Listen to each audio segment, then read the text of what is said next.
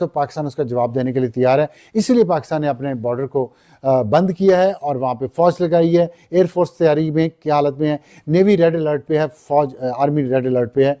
वही पुलवामा से इसका ताल्लुक बताया जा रहा है और भारत इस दफा फिर से वही सेम इट इज अपना जो स्क्रिप्ट है वो दोहराते जो है वो हमने एक और ऑपरेशन के अंदर भी जो है वो ढूंढी है और उसका ताल्लुक इसके साथ है दिल्ली का जो वाकया छाया है, क्योंकि वहां पे उन्होंने चंद अफराद को गिरफ्तार किया तो इसलिए यहाँ पे वो धमाका। आप उसको जेल में नहीं रख रहे हैं, घर में रख रहे हैं, उसकी जान बचा रहे हैं, उसको हर तरह की फैसिलिटी दे रहे हैं, इंटरनेट से लेकर कुक तक। और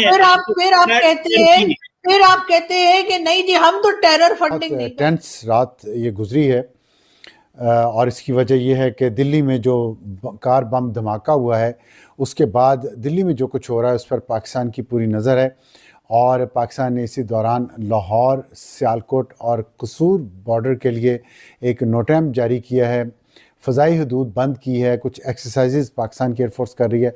आने बाने मिला लें और ये देखें कि इंडिया की जो भारतीय जनता पार्टी मोदी साहब की है वो क्या फ़िज़ा इंडिया में बना रही है। वो ये बना रही है कि दहशतगर्दी हो रही है, पाकिस्तान दहशतगर्दी कर रहा है, इसके पीछे है और इसलिए मोदी सिर्फ 56 इंच की छाती के साथ इसका मुकाबला कर सकता है और मोदी इसका मुकाबला करेगा और वो पाकिस्तान को सख्त जवाब देगा। और इसीलिए पाकिस्तान में ये तैयारी है पूरी कि मोदी इसको इस्तेमाल करके पाकिस्तान पर हमला करके इलेक्शन जीतने की कोशिश करेगा तो पाकिस्तान उसका जवाब देने के लिए तैयार है। इसीलिए पाकिस्तान ने अपने बॉर्डर को बंद किया है और वहाँ पे फौज लगाई है। एयरफोर्स तैयारी में क्या हालत में है, नेवी रेड अलर्ट पे है, फौज आर्मी रेड अलर्ट पे है और इसी में ये जो सारी सिचुएशन टेंस चल रही है उसमें अब ये हुआ कि अमेरिका ने इंडिया के लिए बड़ा अच्छा बयान दिया है प्रेसिडेंट ट्रंप ने और वो उस वक्त दिया है जब उन्होंने अमेरिका का नया मेयर सर्जियो गोर को अपॉइंट किया है और उसकी नॉमिनेशन आज अनाउंस की गई है। साथ एक अमेरिका ने थ्रेट अलर्ट भी जारी किया अपने शहरियों को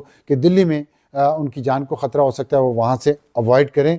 तो इससे ये लगता है कि सिचुएशन जो टेंस है ये जंग की तरफ जा सकती है। मैं ये जो लाल किले के करीब धमाका हुआ उसके बाद जो तफसीलात थी मैं ऑलरेडी आपके सामने कोई रख चुका हूँ, लेकिन अब इस हवाले से फर्दर डिटेल सामने आ रही हैं कि एक जानब भारतीय मीडिया को समझ ही नहीं आ रही कि किस पे मामला थोपें और किस तरह से तमाम हालात जो हैं वो इनको तब्दील किया जा सके। लेकिन पहले देखिए इंटरेस्टिंगली कि इनकी जानब से ये दावा किया गया कि एक i20 जो कार थी इसका ऑनर था, इसका पहले तो ये दावा किया गया कि इसका नाम जो है वो सलमान है और कुछ भारतीय जराए जो हैं वो ये दावा करने लगे कि जी जो इसका ऑनर था उसको उसका एक इल्जाम है अभी फिलहाल। लेकिन अगर ऐसा और आपने उसको हाउस अरेस्ट कर रखा है तब तो लोगों को पता लगा कि वो घर में, वोट से पहले तो हम लोग कह रहे थे कि वो जेल में। जब उसके घर के बाद ब्लास्ट हुआ तो पता लगा वो घर में खाना पका रहा था, टमाटर काट रहा था खड़ा हुआ, तब उसको ब्लास्ट हो गया बाहर।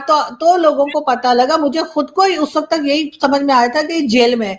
जब उसके घर के बाहर ब्लास्ट हुआ है तब लोगों को पता लगा कि तो घर बैठा हुआ है। वहां आप एक्सपोज हो गए बहुत बुरे तरीके से। चले ये तो आप मान गए।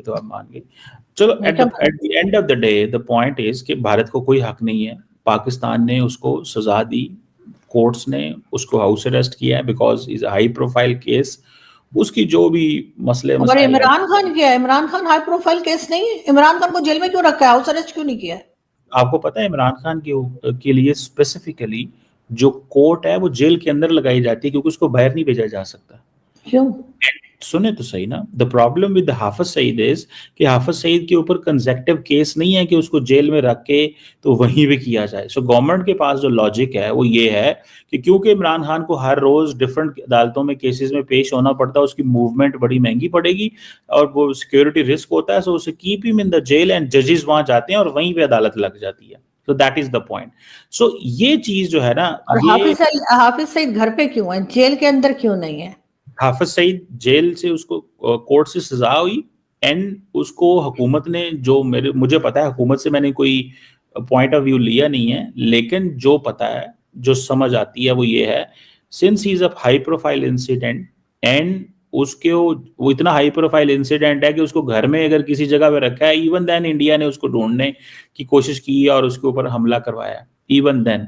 तो दैट इज वाई बचाने के लिए, मतलब उस आदमी को जिसने कई लोगों की जानें ली हैं, हम उसकी जान बचाने के लिए, इतना हाई प्रोफाइल है, हम उसको बचाने की कोशिश कर रहे हैं। ये पाकिस्तानी सिटीजन है और उसको सजा देने का हक सिर्फ पाकिस्तान की अदालतों को है, भारत को या किसी दहशतगर्द को नहीं हो सकता। व्हाटएवर द केस, आपको बुरा लगेगा, आप उसको जेल में नहीं रख रहे हैं, घर में रख रहे हैं, उसकी जान बचा रहे हैं, उसको हर तरह की फैसिलिटी दे रहे हैं, इंटरनेट से लेकर कुक तक, और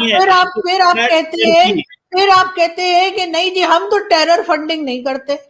आपका डॉक्टर का मसला है, आपका मसला ये नहीं है। The person got a punishment, the person got a punishment, he can not appear publicly, he is behind the bars, he is facing the music। वो जो भी वो कर रहा है, उसको घर को जेल करार दे दिया गया for one reason or the other, उसको कोई मिल नहीं सकता, आ नहीं सकता, जा नहीं सकता।